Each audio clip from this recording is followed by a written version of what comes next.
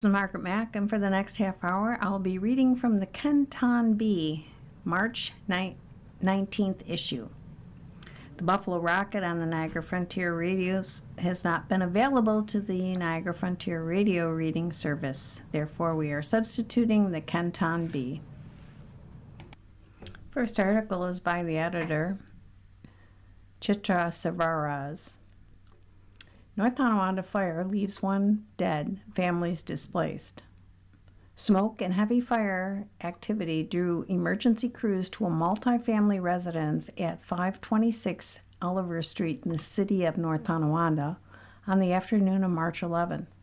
As per a statement released by the North Tonawanda Professional Firefighters Local 333, Niagara County Fire Control dispatched a truck, 2 fire engines, and a command vehicle to the scene under the supervision of Captain Aaron Mole.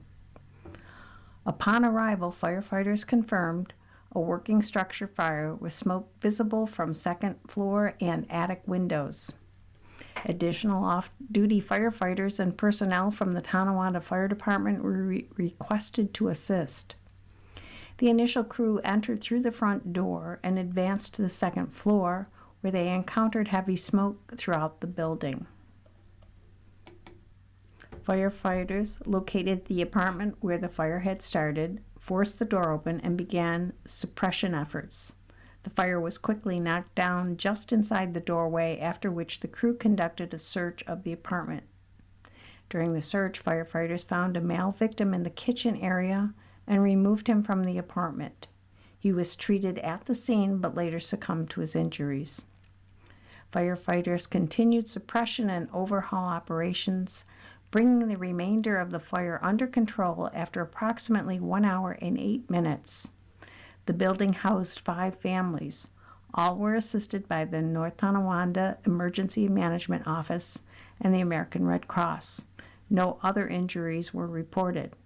The North Tonawanda Fire Department identified the victim as Keith Gross, 63, who resided at 526 Oliver Street. Investigators determined the fire was accidental and caused by the careless use of combustible materials. Foul play was ruled out. Following the incident, the department reminded residents to regularly check smoke detectors and ensure their batteries are replaced as needed. And under local news, state leaders request immediate action to close Erie County child care funding gap. State leaders are calling for prompt action to address Erie County's child care funding needs and expand access to affordable services for children and families, warning that thousands remain on a wait list due to a significant gap in funding. State Senator Jeremy Zellner and April Baskin, alongside Assembly Majority Leader Crystal Peoples-Stokes and Assembly members Karen McMahon and Patrick Burke and William Conrad, shared in a letter to the governor that full funding would allow Erie County to participate in the Universal Child Care Pilot Program for children ages 0 to 3. I've talked to countless parents in Erie County who are working long hours but still struggling to pay child care, said Senator Zellner. Closing the CCAP funding gap and getting Erie County into the 0 through 3 Universal Child Care Pilot will give our kids a strong start and support parents in the workforce. Every child deserves a fair shot. Every family deserves to not go broke over child care. And I'm proud to work alongside Senator Baskin and our local assembly members to help get this done. Child care is a necessary infrastructure, and affordable, readily available child care is good for workforce development, local economies, and most importantly, the stability and well-being of families and kids, said Assemblyman Conrad. This funding would afford Erie County's youngsters access to the opportunities they deserve, including participation in what promises to be a transformative pilot program for ages 0 to 3. I join my colleagues in appealing for the added state investment, which would allow us to best meet the needs of working families. The governor's executive budget proposal includes approximately $14.5 million in new funding for Erie County. Leaders noted that an additional $8.5 million would enable the county to fully participate in the pilot initiative.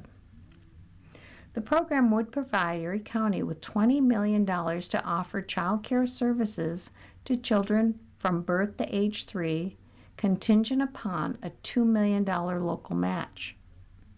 Securing the remaining funding would position the county to move forward with the program and broaden support for working families. The state leaders emphasized the importance of collaboration to expand access to child care and express their interest in working with the governor to help make Erie County a model for universal child care across New York State. Also under local news, a Georgia man going to prison for fraud conspiracy in Tonawanda and Erie County. U.S. Attorney Michael DeGiacomo, in a release statement, stated that Lorenzo Jones, 38, of Atlanta, Georgia, who was convicted of conspiracy to commit bank fraud and aggravated ID theft, was sentenced to serve 34 months in prison by U.S. District Judge Lawrence Villardo. Assistant U.S. Attorneys Paul Bono and Sasha Makarnahas, who handled the case, stated that between January and September of 2022, Jones, along with co-conspirators Amir Clark, Quantavis Price, and Montez White, and others, conspired to defraud financial institutions. Members of the conspiracy would travel from Atlanta, Georgia, to the Western District of New York and steal genuine checks from businesses. Using those checks, they would create fraudulent checks drawn on the bank accounts of the businesses. Members of the conspiracy then recruited individuals to cash the fraudulent checks, buy clothes for the individuals to make them appear to be construction workers or laborers, and then drive them to area financial institutions and direct them to cash the fraudulent checks. If the checks were successfully cashed, the individual received a small payment. Specifically, in January 2022, Jones, Price, and 2 others flew from Atlanta to Buffalo and drove an individual to various key bank branches to cash or attempt to cash fraudulent checks drawn on the key bank accounts of a business based in Elma and a second business based in Tonawanda. In March of 2022, Price and 2 others came to Buffalo from Atlanta and drove 3 individuals to M&T Bank branches, Bank of Buffalo branches, and Evans Bank branches to cash or attempt to cash fraudulent checks drawn on the bank accounts of businesses based in Tonawanda, Clarence, and Sanborn. In September of 2022, Jones, Clark, Price, and White flew from Atlanta to Rochester and drove 6 individuals to M&T Bank branches, Key Bank branches, Northwest Bank branches, Bank of Buffalo branches, and Evans Bank branches to cash or attempt to cash fraudulent checks drawn on the bank accounts of 2 businesses based in Rochester and 1 based in Alden, New York. The total loss amount, including actual loss and intended loss, is $64,997. Co-conspirators Amir Clark, Quantavis Price, and Montez White were all previously convicted. The sentencing is the result of an investigation by Homeland Security investigators under the direction of Special Agent in Charge Aaron Keegan and the New York State Police under the direction of Major Ami Ferratello. And next we have announcements of Dingus Day celebration planned for April 6th. The Roman Catholic community of the Tonawandas will host a Dingus Day celebration on Monday, April 6th at Our Lady of Czestochowa Hall at 71 Center Avenue in North Tonawanda. The day will begin with a polka mass at noon, followed by a party from 1 to 7 p.m. featuring food, drinks, and music. Admission is $5, with free entry for children ages 12 and under. Parking will be available at the site. Dingus Day, a traditional Polish-American celebration held the Monday after Easter, is known for its festive music, food, and community gatherings. All are welcome to attend. And next we have the editorial page. Know your neighbors. Sometimes we hear people who grow up in the 60s and 70s reminisce about the network of neighbors that was second nature at the time, a web of connections whereby you would get home and before a word was spoken, your parents would already know where you had been and with whom. People knew each other. They knew the comings and goings of the neighborhood. And to some extent, they watched out for each other. Fast forward to the 90s, and it seems like latchkey kids were all but extinct and helicopter parents had begun.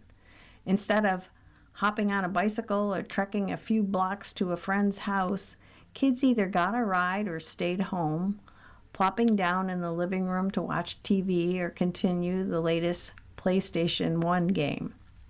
Many young people of the era got used to being home when they weren't at school or participating in extracurricular activities.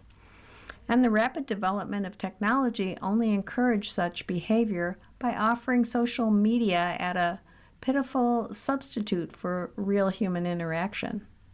Though it can be a helpful tool when used and limited appropriately. Kids in each generation afterward experience this to a greater extent as the world continues to get scarier and technology continues to find new ways of pulling people in. And we've reached a point where talking to your neighbor or picking up the phone seems unthinkable for the vast majority of people in some generations. Regardless of the reasons, the once vibrant tapestries of neighborly connections have gradually faded as decades pass to the point that people can go for weeks, months, or even years without so much as speaking to anyone who lives nearby. This isn't true of everyone or every neighborhood, but there are significant segments of the population who couldn't pick their neighbors out of a lineup, let alone tell you their names or which house they live in. You don't have to be best friends with your neighbors, but knowing who they are is important. If you know the neighborhood and its people, then you're more likely to notice if something is amiss. Maybe you know that the family across the street is on vacation and has no pets, plants, or other need for a house sitter, yet there's an unfamiliar vehicle in the driveway. Maybe you know the widow next door is home, but she hasn't gone out to her mailbox for a few days. Maybe someone going door to door just seems suspicious, and even if you don't trust your gut on its own, you ask the neighbors and find out that they left the same bad vibes. It doesn't take much to have a casual rapport with your neighbors, just a simple hello when you take a walk, or go to your mailbox. Even if you don't want to become friends, it's still helpful to know who's around you. You are listening to a reading of articles and features from the Kenmore Bee on the Niagara Frontier Radio Reading Service. And next we have the police blotter, the village of Kenmore, Friday, March 6th. A woman reported that her landlord flooded the basement. She was advised to follow up with an attorney as the matter appeared to be a civil issue. She was also advised to contact the building inspector. Also March 6th, the woman reported that her bank contacted her after detecting a potential scam a potential scam attempt involving nearly $3,000 through Venmo. The suspect had contacted her through Facebook Marketplace. A blotter entry was made. Also, finally on March 6th, a store clerk reported that a man stole a package from a store on Tremaine Avenue and fled the area on a bicycle. The suspect was described as tall, wearing all black clothing and a black mask. A police report was filed. On Saturday, March 7th, an 83-year-old man who had not been seen for several days was reported missing. He was located at his residence, not breathing and cold to the touch. Patrol canceled responding medics and ambulance and recorded the incident as an unattended death. A funeral home took custody of the remains. The residence was secured and the keys were given to a neighbor at the request of the next of kin. Sunday, March 8th, a woman reported receiving unwanted messages from her brother. Patrol determined that most of the dispute involved the care of their mother. She was advised to follow up with her attorney. Patrol also advised the brother to stop contacting his sister and to consult his attorney regarding the matter. Also on March 8th, a store employee reported that a customer had turned in a wallet that had been found. Upon Patrol's arrival, the wallet was returned to its owner, who stated that nothing was missing. Monday, March 9th, a vehicle struck a pole. Patrol notified the Department of Public Works. No damage to village property was reported. Also on March 9, a man reported that his vehicle had been entered overnight. Nothing of value was taken. Tuesday, March 10th, a woman reported that a man was throwing out her belongings and trashing the house. She requested that he be removed because her children were present.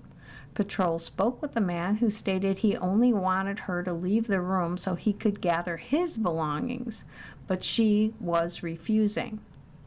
The man left the residence for the evening.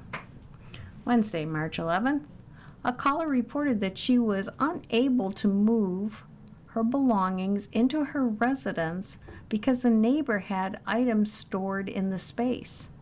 Police had previously asked the neighbor 3 weeks earlier to remove the items, but this had not yet been done. Patrol contacted the neighbor, who moved the items into her own apartment. The caller was advised she could follow up with her landlord. Also on March 11th, an employee at the store reported an ongoing issue with a customer who had been making threats toward her. She was advised to come to the station before her next shift to speak with patrol officers. Extra premise checks were requested. On Thursday, March 12th, a store manager requested a welfare check on an employee who had not reported to work. The employee's family had previously gone to the store looking for her but had not been able to make contact. Patrol attempted to reach her by phone without success. Officers went to her residence, where the homeowner provided a key. Patrol spoke with the employee through the door, and she refused to open it. She stated that she was fine and would contact her employer. Town of Tonawanda, March 7th, a caller stated there was a woman knocking at her door. The subject stated that her car broke down and asked to use her phone. Caller asked her to wait and then closed the door. Caller saw patrol drive by that time, and the subject did not wave them down. Subject then got back in her car and left the area. Caller requested area checks to see if everything was okay.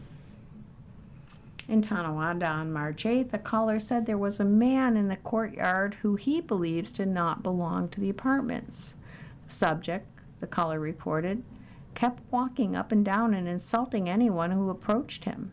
He threatened to kill people. No weapons were visible. He was gone when patrol arrived. Also on March 8th, a woman called to report that her neighbor kept stealing her packages off her porch. She asked for her packages a few days ago, but was yet to receive them back. Caller also stated that her neighbor stole her DoorDash deliveries from the driver, stating they were hers. Patrol spoke to the neighbor who recently moved in. She said the caller's packages got lost in the mix of all her recent packages. The items were returned with no issue.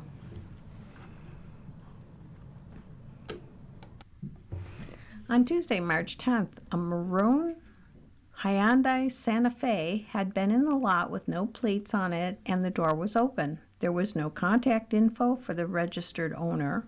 Patrol spoke with a tenant who stated that the vehicle had been there since February and would advise the landlord to tow it. Also on March 10th, 2 people called to report a man who kept walking back and forth between businesses on Niagara Falls Boulevard and throwing garbage around. He wore a red jacket, black hat, and appeared to be going through the dumpster. Patrol located the subject and advised him to leave the property. He did so with no issue. Wednesday, March 11th, the caller identified himself as a contractor and called to report that the house he came to work on was broken into. He was on location attempting to do some work when he found the front door broken and lights were on in the residence. He stated that the owner was also responding and the contractor was waiting in his work van in the driveway. The owner recently purchased the property on March 3rd and provided warranty deed showing him as the new property owner. And Thursday, March 12th, the caller stated that he received a notification about an air tag. He believed there is one attached to his wife's vehicle and wanted to speak to patrols. He got a notification that tracked him at 7 a.m. that morning when he used his wife's vehicle. He checked the vehicle inside and out but could find nothing. Patrol attempted to play a sound but observed nothing. He was advised to follow up if anything changed or if anything was identified. February, March 3rd, final date. This is Tonawanda. A man stated that his neighbor was causing a disturbance by banging on the walls. He believed it's the man in the next apartment. Patrol spoke with the caller and the subject, who was uncooperative, and stated there was no dispute. Patrol advised him to keep it down. There was no further issues. This article is also by Chitra Savara, the editor of the paper. Tylock stresses need for appointment after recent arrest of city attorney. North Tonawanda Mayor Austin Tylock stressed the need for the position of the city attorney to be appointed instead of elected, following the recent arrest of North Tonawanda City Attorney Edward Zabolski III. Zabolski was arrested for public intoxication on February 19th at a Red Roof Inn in Myrtle Beach, South Carolina, according to a police report obtained by WKBW-TV. He was found extremely intoxicated and later became loud, boisterous, and physically threw objects in the lobby and was arrested for disorderly conduct, the report said. This was not the city attorney's first arrest. He was arrested in 2023 for drunk driving. North Tonawanda Police Chief Keith Glass said that Zabolski backed into a parked car after leaving Dwyer's Pub. He was stopped and arrested for DWI after failing multiple field sobriety tests. Zabolski is elected, and North Tonawanda is the only municipality in the state where the city attorney is elected, stated Tylock. In every other municipality, the position is appointed by either the mayor or supervisor or the board or is hired out. Tylock asked the city attorney to consider stepping down from his position. We understand that people make mistakes, but clearly there's a pattern here. And after speaking with the majority of council members, we believe that it is in the best interest and of the city's operations that he resign. Tylek said that it was not just his drinking problem, but there was another layer of his actual work ethic, as he was not meeting the expectations of his job, adding that nothing was done after his first arrest. He is never here past noon. He misses 30% of meetings in 2025. He was hired hundreds of thousands of dollars in outside legal counsel in the past 3 to 4 years. The quality of work is not there. The department heads have said the same, that his responsiveness is lacking. It's a burden on us, said Tylek. It is for this reason Tylek emphasized the need for the city attorney position to be appointed instead of elected. The position pays about $25,000 for a full-time job, indicated Tylek. The city is limited to having attorneys who live within the city, and most don't want to deal with running for elections, hinting at the fact that the last few elections were unopposed for that position.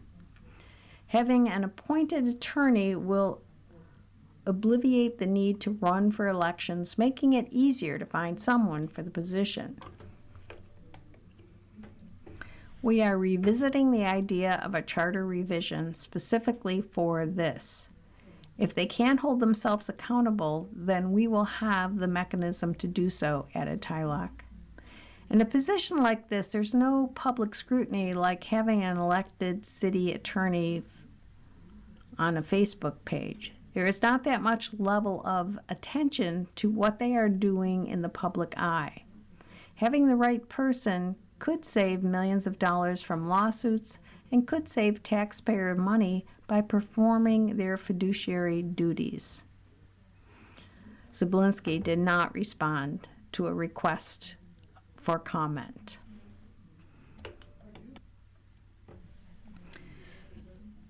You've been listening to a reading of articles and features from the March 19th Canton Bee in replacement of the Buffalo Rocket.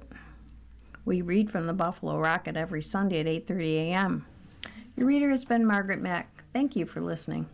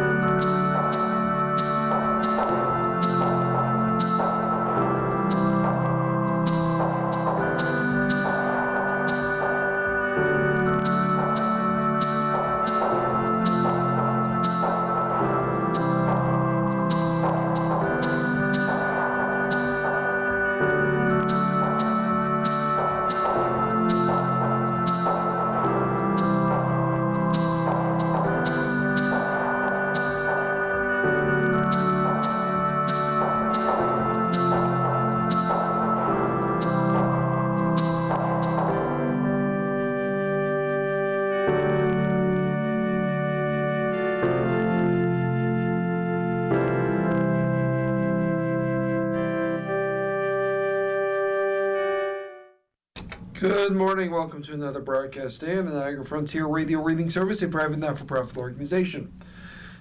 As always, please feel free to contact us with your comments, suggestions, with any questions you may have. And please stay with us. Our Reading the Buffalo News is coming up in just a moment. The following program is intended for listeners who are blind, have low vision, or another print disability that makes reading, holding a book,